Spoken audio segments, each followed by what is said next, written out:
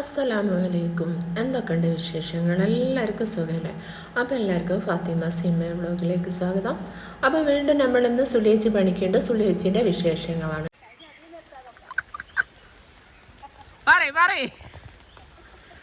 സുലിയച്ചി ഇന്നും ഉണ്ട് കേട്ടോ.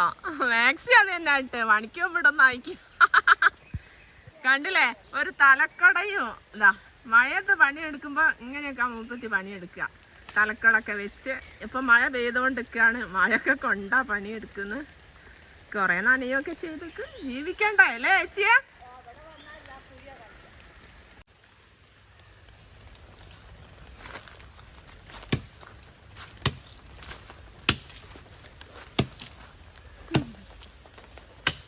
അപ്പൊ ഇതാ ചേച്ചി ഒരു മരം വരെ മുറിക്കുന്നുണ്ട് കണ്ടില്ലേ, വലിയൊരു മരം മുറിച്ചുകൊണ്ടിരിക്കുകയാണ്.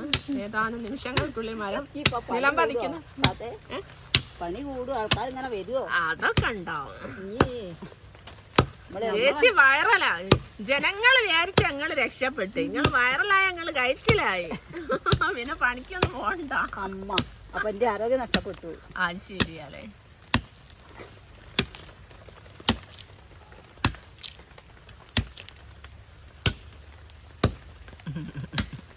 ഒരുത്തിതാ തള്ളി പിടിച്ചുകൊണ്ടിരിക്കുന്നു. ഏതാ അതാ അതാ അതാ അതാ പോണ മരം. ഏതാനും നിമിഷങ്ങൾ രണ്ട് സ്ത്രീകൾ ഇതാ മരം തള്ളിയിട്ടുകൊണ്ടിരിക്കുകയാണ്. രണ്ട് സ്ത്രീകൾ ഇതാ മരം തള്ളി വിട്ടു. മരം വീണു.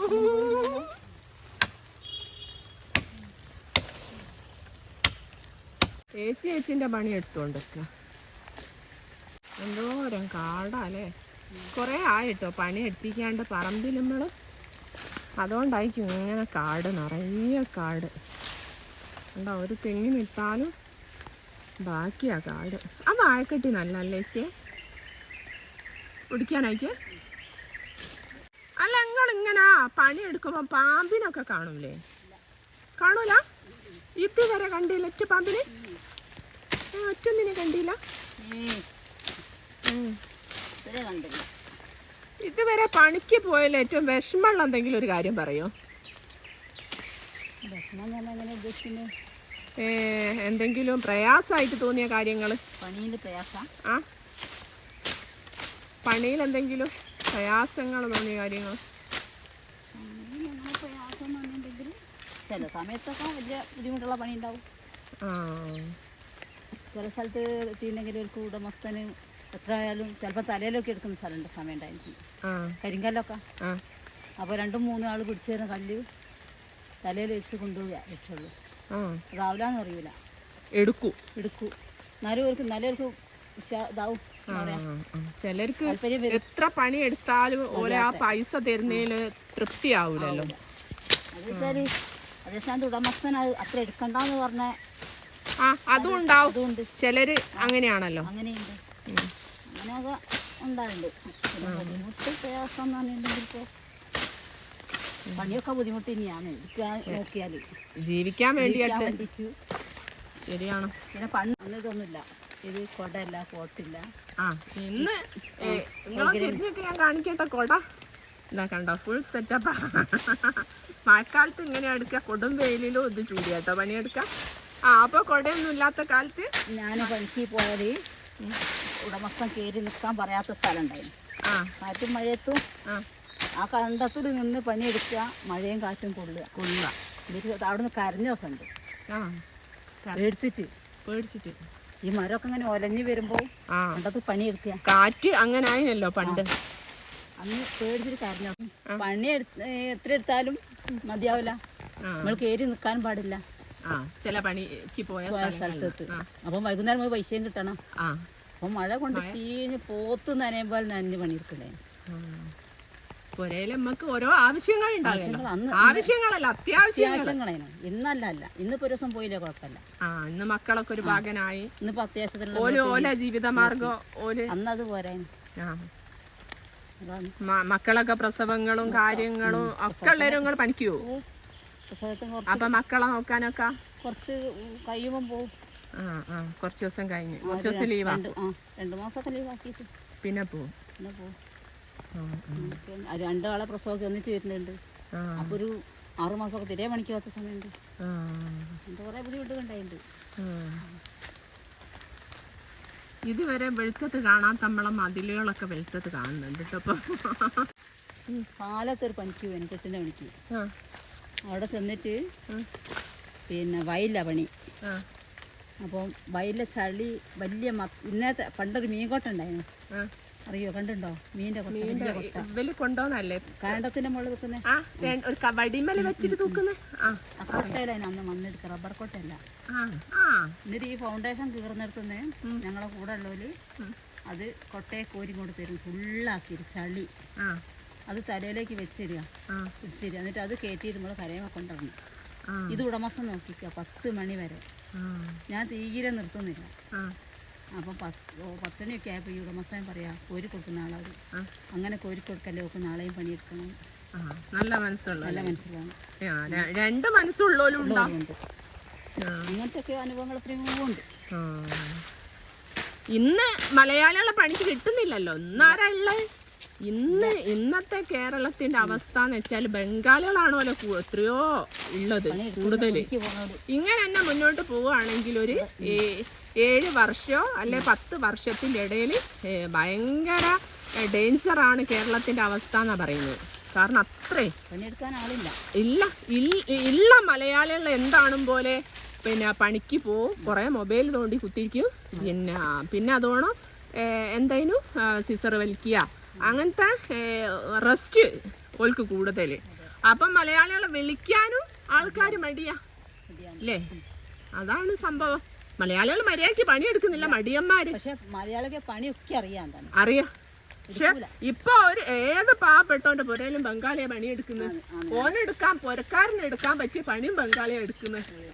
അതാണ് ആണ്. അതന്നെയല്ല വലിയ ഇവിടുന്നുള്ള പൈസ വില അങ്ങോട്ട് അയക്കാണ്. അരി വരെ വില ആടുന്ന് കൊണ്ടുവരാണോ അല്ലേ ചെയ്യുന്നത്? ആരാണ് അവര് വാങ്ങുന്ന വണ്ടിക്കൂലിയും പിന്നെ അവിടെ കുറച്ച് പച്ചക്കറി അവര് വാങ്ങുന്നത്, പച്ചക്കറി മാത്രം. ബാക്കിയൊക്കെ ആയിരുന്നു കൊണ്ടുവരിക. ബംഗാള് ആ ഭാഗമുള്ളവരൊക്കെ പൈസക്കാരാവും പോലെ, നമ്മൾ തകർന്ന് തരിപ്പണാവും പോലെ അങ്ങനെയൊക്കെ ആണോല്ലേ വരുന്നത്. പക്ഷെ നമ്മളാ ഒന്നും ചിന്തിക്കുന്നില്ല, എന്താവും ആർക്കറിയാം. കുറേ മരങ്ങളൊക്കെ നമ്മളെ നാട്ടിൽ നിന്ന് നഷ്ടപ്പെട്ടുകൊണ്ട് കേട്ടോ. അതിൽപ്പെട്ട ഒരു മരമാണ് ബെങ്കണ എന്നറിയുന്ന മരം. കണ്ടിക്കതാ പറമ്പിലൊക്കെ ആരെയും പറമ്പിലുണ്ടെങ്കിൽ അവിടെ വെച്ചേക്കേണ്ടിയേ. കാട്ടരിപ്പൂവാ കേട്ടോ, കാട്ടരിപ്പൂവാണ്. അപ്പം അതുകൊണ്ട് ഇത് കണ്ടില്ലേ, ഇത് എരമങ്ങല അല്ല എലമങ്ങ. ഞാൻ എന്നാ പറയല്ലേ എരമങ്ങല, ഒരു സ്ഥലത്തിന്റെ പേരാലേ. ഇത് എലമങ്ങലാട്ടോ. അതായത് നമ്മൾ എലമങ്ങോ എലമങ്ങോ എന്ന് പറഞ്ഞ ഒരു പ്ലാന്റ് ആണ്. ഇതെന്ന് വെച്ചാൽ നമ്മൾ കുമ്പിളപ്പം ഉണ്ടാക്കാൻ ഉപയോഗിക്കുന്നുണ്ട്. ഇതിൻ്റെ ലീഫ് കണ്ടാൽ നമ്മൾ കറുകപ്പട്ടൻ്റെ ഇല പോലെ ആട്ടോ ഉണ്ടാവുക. പക്ഷേ ഇലക്ക് നീളം കൂടുതലല്ലേ ചേച്ചി ഉണ്ടാവുക? മറ്റേ ചുരുങ്ങിയ ഇലാണ്. പിന്നെ അതുകൊണ്ട് ഈ ഇല നമ്മൾ കടിച്ച് നോക്കിയാൽ ഇതിന് സൂരല്ലേ ഉണ്ടാവുക. കറുവപ്പട്ടൻ്റെ ഇലക്ക് ഇളം മധുരാണോ ഉണ്ടാവുക. ഇതതുകൊണ്ട് വളരെ വേണ്ടപ്പെട്ടൊരു ചെടി കേട്ടോ. അത് നമ്മളൊക്കെ പറമ്പിലുണ്ടാകുന്ന വയറുവേദനക്ക് ഇത് എന്താക്കി ചെയ്യാ?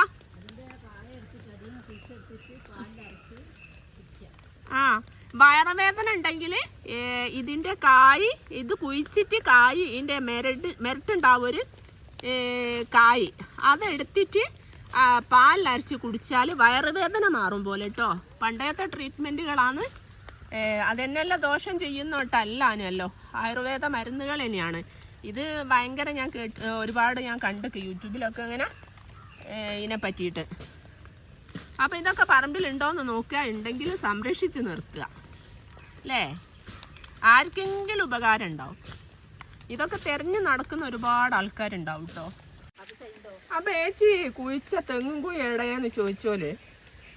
പക്ഷെ മഴ പെയ്തിട്ട് മണ്ണ് ഇതിലേക്ക് വീണിട്ട് തൂർന്നു പോയിട്ടോ. കണ്ടേ അടങ്ങുന്നുള്ളവർക്ക് വേണ്ടിയിട്ടാണ്.